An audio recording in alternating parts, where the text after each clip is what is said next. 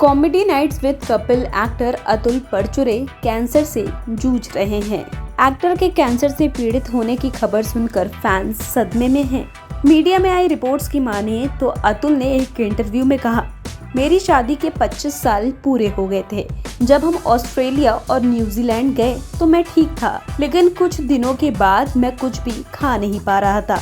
Actor ने कहा, मुझे लगा कि कुछ गड़बड़ है। बाद में मेरे भाई ने मुझे कुछ दवाइयाँ दी, लेकिन मुझे कुछ ज्यादा फायदा नहीं हुआ। कई डॉक्टरों के पास जाने के बाद मुझे अल्ट्रासोनोग्राफी कराने के लिए कहा गया। जब डॉक्टर ने ऐसा किया तो मैंने उनकी आंखों में डर देखा। मुझे विश्वास हो गया कुछ गड़बड़ है। मुझे बताया गया कि मेरे लीवर में लगभग 5 सेंटीमीटर लंबा ट्यूमर है और ये कैंसर ग्रस्त है।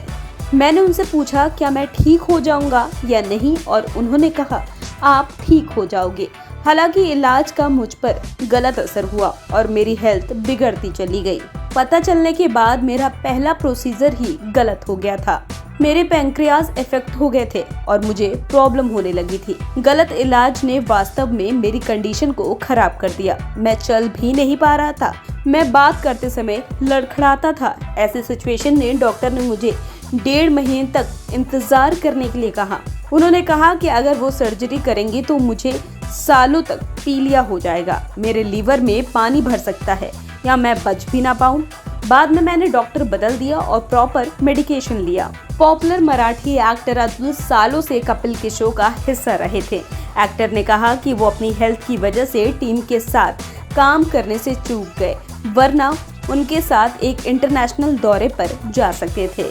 मैं कई सालों से कपिल शर्मा कर रहा हूँ। उन्होंने मुझे सुमोना के पिता की भूमिका निभाने के लिए बुलाया था। मैं अपने कैंसर की वजह से उन एपिसोड में परफॉर्म नहीं कर सका। मैं कपिल के साथ इंटरनेशनल टूर पर जा सकता था। मुझे जल्द ही पता चलेगा कि मैं पूरी तरह से ठीक हो गया हूँ या नहीं। इस वीडियो में फिलहाल इतना ही। ऐसी ही तमाम जानकारियों के लिए चैनल से जुड़े रहें।